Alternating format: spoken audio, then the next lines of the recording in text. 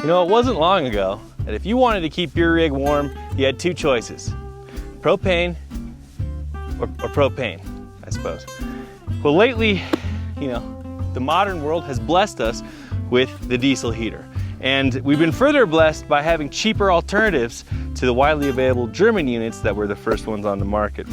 And in today's video, I'm going to be showing you how to install one of these cheaper Chinese diesel heaters all by yourself, tapping into your diesel tank, the best way to do it. And we're going to try to get this done before that sun goes down in 2 hours, because I'm camping off grid in my unfinished school bus. And it's early April, high in the Rockies of Colorado. Yeah, I think we should probably, let's get going, huh? Hi, welcome to my unfinished home. So the most important thing, the place we should logically start at, is selecting which diesel heater is going to be right for you. There are a lot of options out there, and some of them can vary in price by as much as 10 times more expensive than others. You will find Eberspacher and Webasto heaters, the ones that are fancy and Sherman, going for anywhere from $1,200 to $2,400 for 2 to 5 kilowatt output ratings. If you go on Amazon or AliExpress, you can find the Chinese knockoffs of those selling for anywhere from like $140 to $250 with the same output ratings. Obviously, pretty different animals, but I'll be honest with you, a lot of those cheap ones, they will work just fine. Somewhere in between is the unit I have here, and this is a Levaner Alpine Pro. It's a 5 kilowatt output unit, which might be a little overkill for this bus with how insulated it is. But I chose this unit because although it is a Chinese knockoff, it was designed by people who used to work for those German companies after the patents expired. And this is a very refined unit that comes with a really great install package. And one of my favorite things about this unit is that it compensates for altitude with regard to the air-fuel ratio. If you're not familiar with this issue, as you go up in altitude, the air gets thinner and your fuel-to-air mixture can start to run rich because there's not as much air, there's too much fuel. This heater will automatically reduce the amount of fuel coming out of the pump to compensate for altitude. It can detect what altitude you're at and adjust accordingly. This unit and the more expensive German units, but not all of them, offer that feature. And for someone like me, here high in the Rocky Mountains, I think I'm at about 8,500 or 9,000 feet right now, you know, I've got to have something that does that. Now, some of those other cheaper ones, they can be programmed manually, and you can download a table that tells you the altitude, the fan speed, and then the frequency of pump clicks that correspond to the fuel rate. And that's something you can program yourself as long as you remember to. But I will be honest, a lot of people don't take the time to learn how to do that. It's a little confusing. The manuals are not the best, and it's easy to just not do it. And the consequences of not doing it are the #1 cause of cheap Chinese diesel heater failure, and that is sooting up the glow plugs and filling the combustion chamber with soot and carbon, which prevents it from ever actually lighting up and getting going. We don't want that. These are very simple machines. There's one moving part. There's the fan, okay? And then, two. There's also the fuel pump that goes click, click, click, click. And that's it. There's a glow plug, but it doesn't move. They're very simple. And as long as you can keep them running clean, they will give you very reliable service. I hope that explains why I chose this model. I'm also someone who sells these out of my shop, and I've installed them a bunch of times, and I really like them. They're just very high quality. And I'll show you when we get to the install side a few of the things that I really like about this, because it's not just the unit, it's the hardware that they include as well. Now, if you will, give me a moment to philosophize about the installation best practices when you are going to install one of these diesel heaters, whichever one you choose. These are some good guidelines that I think you're going to want to keep in mind. And the first one is always tap the tank. Tap that diesel tank if you can. You know, get in there, get your little straw, you know, get that fresh diesel right out of your tank. A lot of times people are intimidated by that, and I understand why. I mean, you're drilling a hole into a fuel tank, for crying out loud. But you should know something. Diesel is extremely resistant to combustion when compared to gasoline. Gasoline is a much more volatile fuel. You could throw a lit cigarette into a bucket of diesel and it would not light. That's why I have really no reservations about drilling into a tank when there is fuel in it, because it's not going to explode in my face the same way it would if it was gasoline. So you can just put that worry aside. Another worry is like, what if you get, debris or metal chips into the tank while you're drilling it? And I understand that too. But I can promise you that there's probably a lot of other stuff already in your tank, especially if you have, a 20 or 30-year-old school bus. And that's why we have fuel filters. We're going to do everything we can to keep those chips out of the tank. But at the end of the day, we're talking about a minuscule quantity here that should really never pose us any worry or troubles down the road. Some people then worry, if I tap into my tank, well, what if I run my diesel tank dry? I'm camping in the boondocks, and I leave my diesel heater on and I go to start the bus and I'm out of fuel. Well, the remedy is very simple for this. Simply measure the depth of your tank and cut your pickup tube, a few inches shy. I mean, depending on the proportions of your tank, you could dial in exactly how much reserve you want to leave yourself. 1/8 of a tank, 1/4 tank, boom, problem solved. Now you've just stuck your sipping straw into what might be up to 100 gallons of diesel, which could last somebody a month or more off grid. You didn't have to add an external tank. And when you fill up at the pump, you're automatically refilling your heating fuel. How nice is that? It's so elegant. That's really like the biggest advantage to this. If you're doing the diesel heaters and you're installing separate diesel tanks, especially if you put that diesel tank in your living space, you're just gonna regret it. All it takes is one spill of diesel in your living space and that smell will never go away. It really won't. I can tell you firsthand, I've thrown away a lot of good stuff because of that diesel smell. Sticking with the fuel, this is the fuel line that your unit will come with. You want to be mindful of the distance. Depending on your unit, there will be maximum distances from the tank to the pump and then the pump to the heater. And you definitely want to stick with those, because if you do have an issue, it's almost always going to be fuel related, because all we need is the fuel, the glow plug, and the fan to turn on, and you should get startup. Make sure you pay attention to that. And along that line, none of these units come with chafe protection for the fuel line and wires. So always make sure you pick up some split loom. I call it split loom. I guess they call it flex tubing over at the Home Depot. But you want this because chafing is the enemy of all things precious in a world that vibrates. And this bus, we're bouncing. Those are some important, things to consider when you're installing the heater itself. As far as location of the heater and what you can expect from the performance of your diesel heater, it's important to remember that the coldest area of a bus is almost always near the entrance. You've got the windshield glass, you've got a door that's likely drafty. So I like to bias, if you're only gonna have one diesel heater, I like to bias mine toward the front of the rig. If you have two, which is totally an option, by the way, put one in the back, put one in the front, and then you can turn them on and off and have zone control. That's a great move. But for me, I'm gonna be putting it right in this area. I've got to locate it exactly with regard to what's happening below, because it does need, below the floor, room for the intake and exhaust to come out and clear the vehicle. So you definitely want to make sure you're all clear below there. And I'm gonna run, I think I'm gonna use the splitter and run some toward the front and then direct a little bit to the back. And hopefully that'll help take the chill out of the front area. There's some tips and tricks right there. We're just getting started. Let's take a look at all of the tools you'll want and some other supplies you might want to pick up if you're gonna take this job on yourself. It's everybody's favorite time, that's tool time. You guessed it, the drill and driver combo. You gotta have them, if you're only gonna have one, just have the drill, I suppose.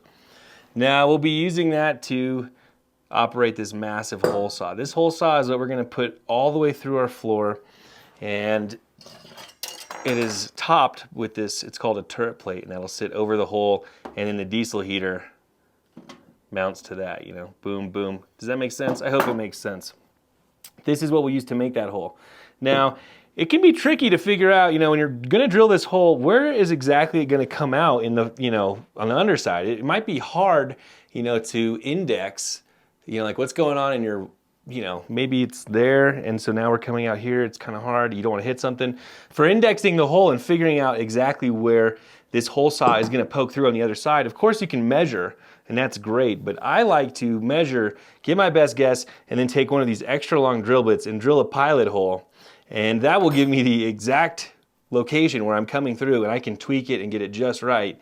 And as long as I'm within, a 5-inch radius here, which is what this is, not all diesel heaters use a 5-inch. that hole, you know, that I made, it'll just get caught up in the hole saw and be gone. Now, because we're gonna be tapping the tank, this particular tap, we're gonna ditch this nut and we're gonna actually thread the walls of the tank, and we're gonna thread this, screw it into the diesel tank, and that little rubber O-ring is going to be our sealing surface, and then that gives us a place for our hose to attach, and we'll just be slurping out of the diesel tank. How do we do that, you ask? Well, that is a good question, and I'm gonna be using this drill bit and tap to drill the hole and then tap. And if you don't know what a tap is there for cutting threads into something. And the thread form that's going to be cutting is an M6 by 1.0, which matches the thread form on our pickup tube, which is an M6 by 1.0. So this will give us exactly what we need. We just drill the hole, run the tap through it, right through the top of our tank. We'll stick our dip tube in, we'll cut it if need be, and screw it in. Easy peasy. One thing to pay attention to, if you didn't see me install my subfloor, I've got a thick subfloor. I'm coming up on like almost 5 inches. And so I got a hole saw extender, because if you don't run with one of these, you know, on the end of your hole saw, there's a good chance your drill's gonna bottom out and you're not gonna be able to finish the hole. That would be a problem. As far as other tools go, I mean, that's pretty much it. You're gonna need some screwdrivers and some sockets for the hose clamps, and some wire electrical tools, but these are really the specialized tools that you'll need just for this job. I also picked up some of these, I call them P-clamps. You can see how they work. They're great for, you know, affixing round things like fuel lines, and, you know, I don't know if I'll need them, but it's nice to have. And as mentioned earlier, I also grabbed some split loom for protecting any electrical wires or any fuel lines that are gonna end up down below. This is a pretty standard kit. You'll get most of all the same things in whatever kit you buy, and we'll just take it from the top. So you've got your diesel heater here. It goes like this. Nothing too crazy. The turret plate that mounts your diesel heater is there. This is just an assortment of clamps for all manner of things. Maybe your venting tube, which is what this is. Your exhaust tube, exhaust pipe, which is what this is. This is your muffler. And this is your fuel pump. So those are all the kind of big players, and these are the clamps and things you'll use to attach them. Some other ancillary bits, you got your fuel filter. Here's the fuel line, obviously, and then some grill covers and things like that. This kit actually is really cool because it comes with the pieces you need if you want to take apart and rebuild your heater. I really like that. And it actually comes with 2 different styles of controllers, one with the screen and one without.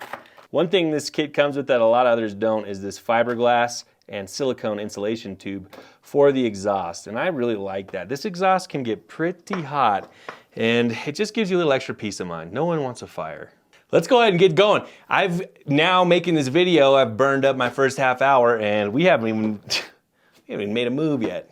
If you will go back in time and remember when we installed our subfloor, we made a specific point to leave access to the top of our fuel tank, and there it is. So you can see our floor is pretty thick. This is about 4 inches on the dot right here, and then we got 3/4 for our subfloor. So we've got some ground to cover. Here at the top of the tank, this is just the fuel sender for the gauge. Now the top of my tank is quite a bit more sparse than your typical tank, especially on a modern bus. You'll have hoses and tubes and all these other things. But one thing is you might actually already have a pickup tube on your tank. Some vehicles come with that from the factory. So it's worth taking a peek before you psych yourself out on this job, because it might already be done for you. But what we're gonna do is we're gonna go ahead and pick our location. I want somewhere with easy access away from this fuel sender. And I'm just gonna drill my hole and stick my tube in there. And we're gonna have this process done. I'm just gonna film it live, I think. And we're gonna have it done in a matter of minutes. And hopefully that will make you feel confident attempting this yourself. All right, just to show you how easy tapping the tank can be, I've got my tools out, and there aren't many. I'm gonna sit down, I'm gonna do this. We're gonna do it live together in real time, starting with just a barren top of a tank and finishing with a little diesel sippy tube. I just cleaned the filter on this boy. Woo! That is nice. Okay, here we go.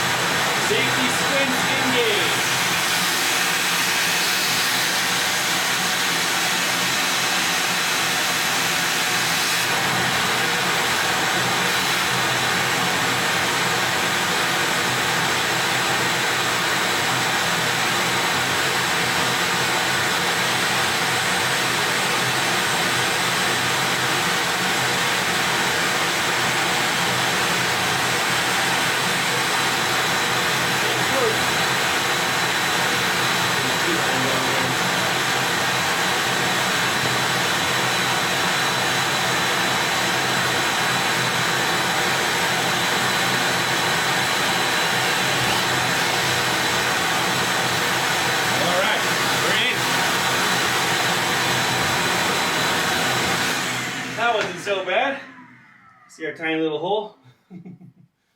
Beautiful. Next up, we're gonna grab that tap.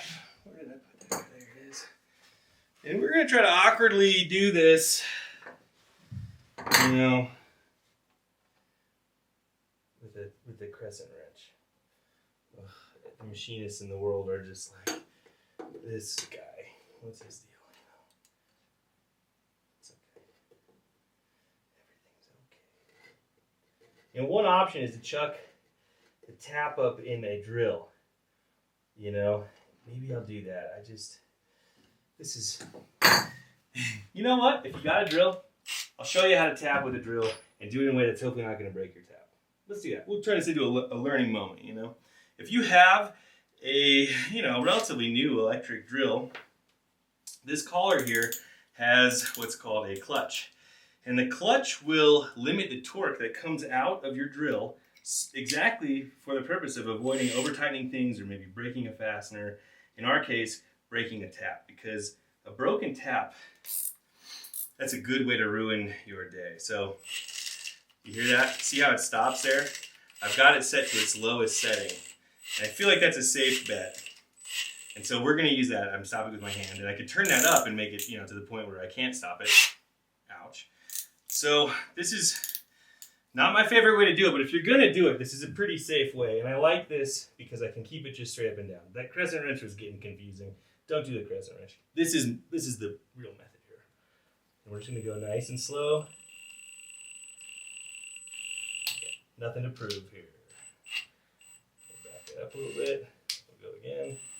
And so as you go every, you know, couple of turns, it's nice to back out and break the chip.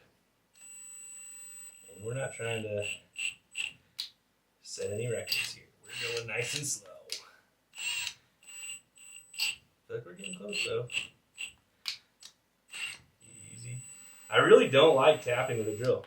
I like the feel of doing it by hand, and I also like the control, but it looks like, okay, so we are in, that is tapped,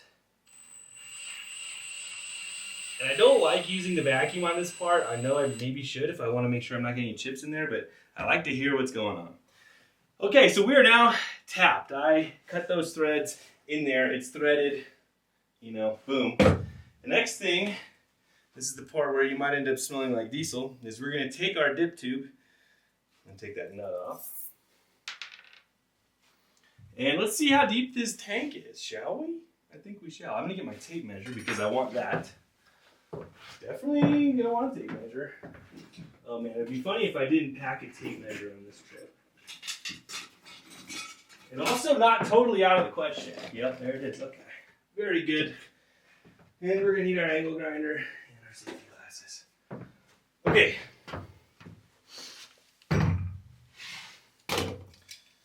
So let's see what we get here.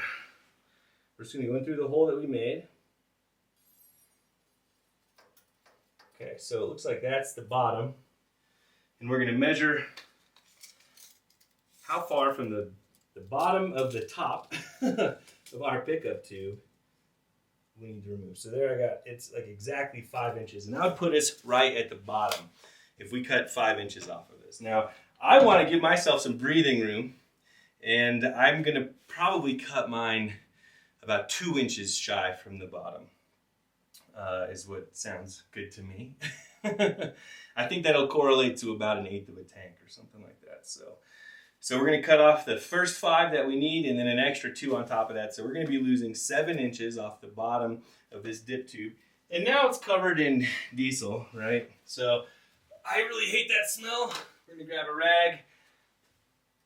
Let's just get that cleaned up. Because this is, I'm sleeping in here tonight, you know? Okay, we're going to go ahead, take this. We're going to measure out our 7 inches there.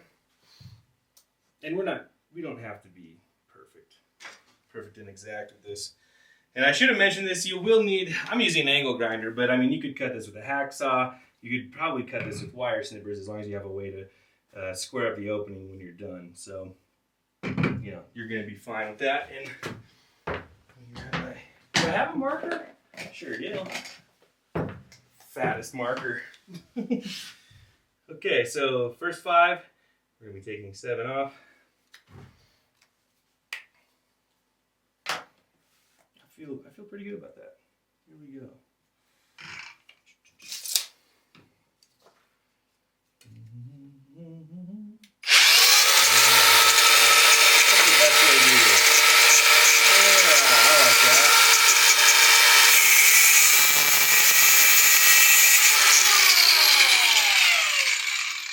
And you just want to make sure that opening stays. Is that too close? Can you see it? Maybe you can see it better. Make sure that opening, stays an opening. We'll just kind of touch that up.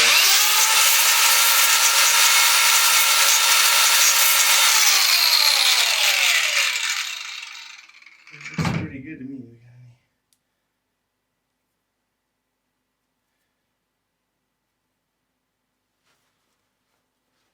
That sun's going down, tell you what.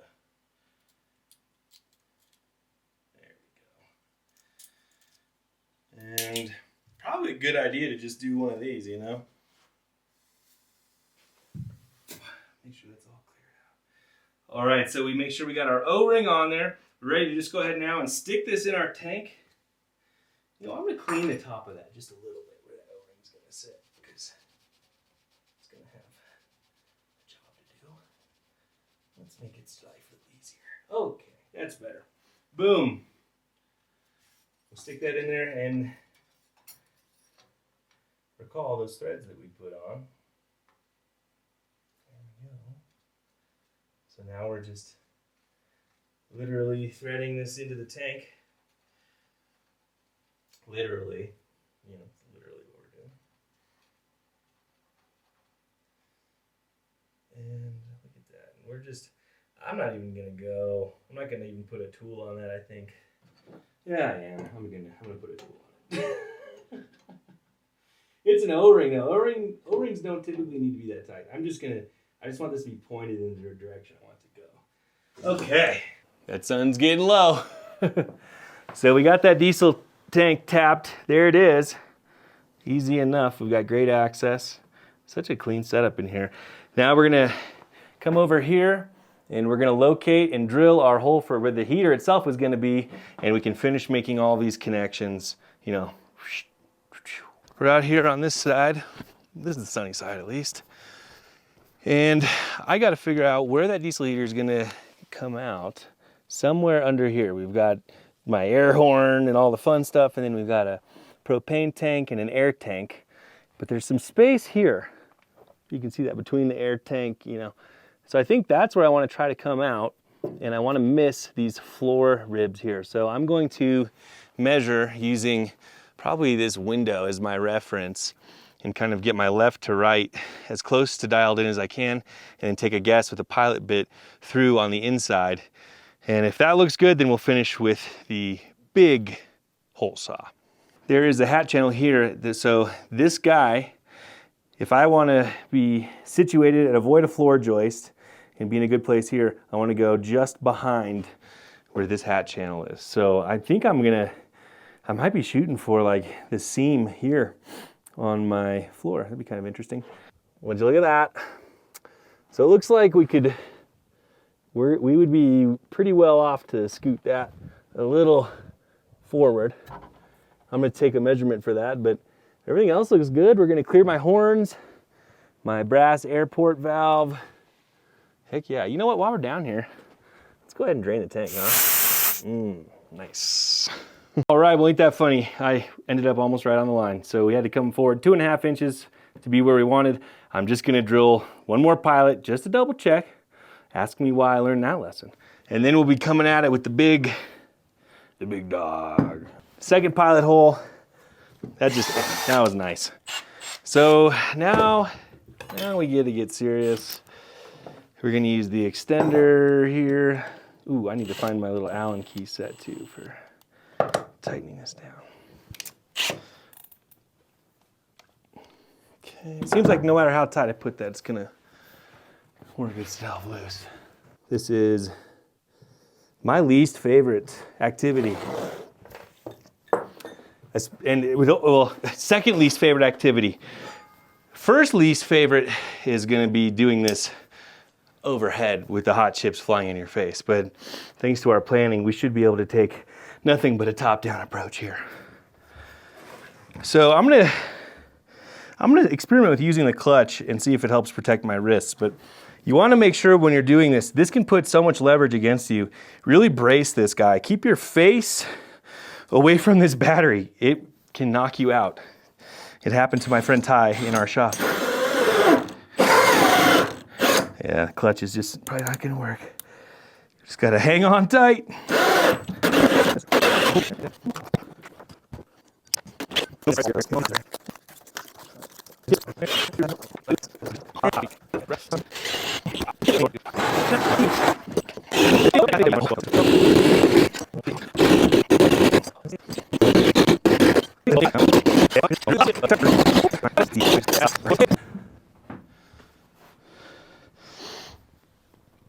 Boom, there it is, and look at the delicious layer cake of insulation.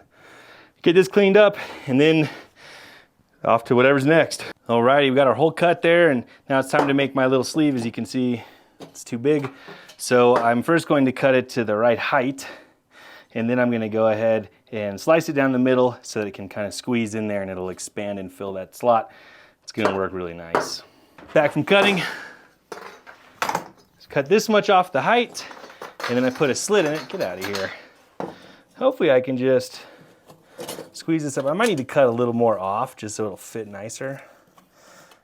But we'll see if it'll just maybe go like this. That would be very cool. Ooh, it feels pretty good. This is a good way to cut yourself, is what this is here. Let's see if we like that. Oh, that is snug as a bug. Is this gonna work with it though?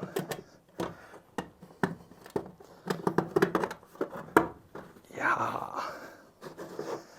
Oh, that is cool.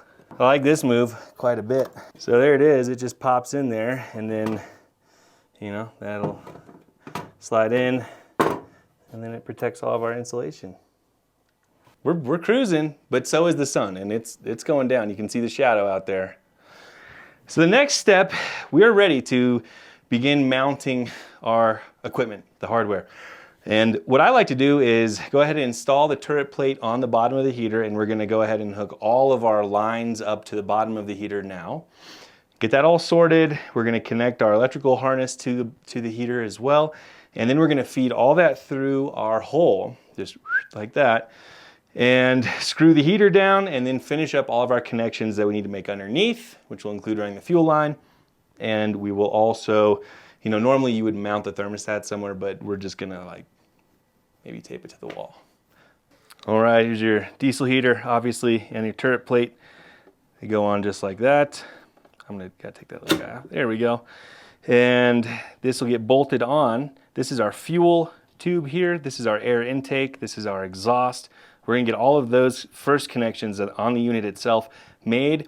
We're gonna leave a lot of slack on our fuel line, and we're also gonna make sure that we run the wires out from here that will be powering our fuel pump. The fuel pump wires come from here, and I just like to snake them through this gasket and have them come out here. Well, that sure is pretty, huh? But that means the sun's really going down. And we're still not done, but we're very close. I've got the hole done. I use a jigsaw and just cut a little notch there for the fuel pump wire to come out. You probably want to do the same thing. Depending on the heater, some heaters have provisions for that wire to come out here. I could have drilled a hole, but I already had it put together, so I made a notch. You know, you do you. So I've got the air intake with the muffler already hooked up. I've got my exhaust pipe installed, and I've got my first length of fuel line, and I'm just guessing, but I put about 6 feet on there, and I know I have plenty, so it's not a big deal. Here's what those connections look like. It's just clamps. It's a little tight, but it's not the end of the world. So we're gonna take this, we're gonna feed this through, and then from here on out, most of our work is all gonna happen underneath. And by most, I mean connecting everything but our main positive and negative wires to the battery. I should probably also mention, I went ahead and got that tank line. It's connected, and I just put some split loom on it and stuck it through. So we're all done in here too. Gotta stay working. Get the cardboard out. We're gonna put this down. Pro tip, you know. You can't always have a concrete floor to work on, but you can always bring some cardboard with you. There's our line coming in from the fuel tank. We just gotta route that up and over the chassis right there. And then here is all of our great stuff popping out of our diesel heater. That's the power for the fuel pump. We've got our intake. We're probably just gonna mount this intake something like that. You know, just boom, hang it there. And then we want to route our exhaust out and under the bus, and we're going to stick a muffler on the end of that. So I'm going to make a little cut here, probably mount the muffler to this, I think, yeah, something. And then secure that. Need to mount the fuel pump, which I think I might mount on this side of this box here. Mount the fuel pump there and the fuel filter, and then call it a day. It's cold out here, not gonna lie. Just wanna go over some pump mounting etiquette with you, why not? So generally speaking, the electrical plug is on the outlet side of the pump, so the fluid's going from here to here. These pumps also like to be mounted in an orientation where they are angled upwards. And I think that the minimum, you wanna check the manual, but I think it's 15 degrees is what they want. I'm shooting for something about like, yay. Hey, look at those mountains, by the way. I mean, can't really see them. They're amazing. So that's what we're doing there. And we're gonna hit the filter before we come into the pump, and then straight out of the pump, we're running right uphill into our heater. So, little thing there. Let's go put this thing on. Hey, look at that moonrise. Beautiful. Well, I've just been cruising, doing everything I said I would do, and I think I'm done. There's my exhaust. We clear the bus. And this is what we've got going on. So our fuel comes in, hits our filter, then hits our pump. It's tucked in behind the air horn, but at that nice angle that we talked about. And then that feeds right on up into the unit there. Oh, let me tuck that back in. There we go. Anyway, that pump, it feeds up into our unit. We've got our insulated exhaust hitting our muffler here. This is our air intake with the silencer, and then we've got our wire coming down. You can see I used a few of these P-clamps like I was talking about, and that wire comes in and it connects to the harness there on the back of the pump. So I think we're ready to give this a shot. I'm just gonna go hook this up to my temporary power supply and run a priming cycle on it to get it to draw fuel out of the tank and see if we can get some warmth going on in here, because I'm cold. And it's cold outside, but we're done outside. For now, I've just got a 12-volt power supply. I set it to 13 because that's what this guy likes. And I'm just gonna use the alligator clips and clip that into the power supply. And then from there, we'll power this on and we'll run a manual prime on the pump. So that's where the pump will just run, and we'll keep an eye on it and we'll watch that filter fill up. And once it's almost full, then we'll just tell it to turn on once that priming cycle is done. And then we just cross our fingers that we get warm air coming out of this, because it's a cold, dark night out there. I should have this memorized by now, but I don't. Okay, that goes there. Okay, we're powering on. This is very, very good sign. Yay. Okay, what do I need to go? I need to go in engineering mode. So I need to press left, right, and on, off for 3 seconds. So turn this off. Okay, here we go. So left, right, on, off. Pump is on now, according to this guy. We're gonna go outside and hopefully see that the pump is running. Hey, look at that moon. You're not here now, but it's really something to behold. Oh, that's the sound of something working, that's for sure. Okay, so now we just hang out and we're gonna wait for diesel to appear in here. Okay, so it's clicking and clacking, going up there, and we are slowly filling this guy. Usually I'm not this attentive to the startup, but this is a little high stakes for me. Oh yeah. I'm feeling good about this one. Oh, do you hear that? That's the sound of the flame going. Oh my God, we're in. Look. Smoke. Oh, yes. Oh yeah. Oh my God, we're in. Let's go check it out. Now it is ramping up and my power supply is holding steady. I feel warm air. Oh, thank goodness. You know, just read the instructions, huh? Oh, this is gonna be sweet. Okay, let's go make sure everything's good outside. We got our fuel, it's flowing through that line. You can't really tell though. But let's just go check. The moon is rising. Oh. And that is the whoosh. No smoke too, that's what you want. That's how you know you're burning well. Oh, the clicking of the pump. This is very good. I'm a happy guy. Well, I think that's gonna do it for me as I enjoy the perks of my diesel heater and try to warm up. And I hope you found that illuminating, enlightening, and inspiring, all of the above. You picked up all my tips and tricks. Maybe don't do it when you're dependent upon it off-grid, you know, to stay warm and get through the night, but who knows, live wild. My name's Chuck Cassie, thanks for tuning in. We'll catch you next week.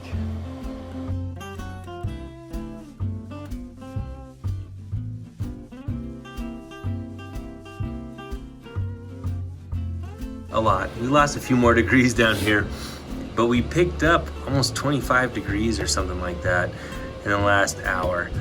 So, or hour and a half. We're gonna be fine. I'm gonna turn that thing down and I'm signing off. That's a job well done.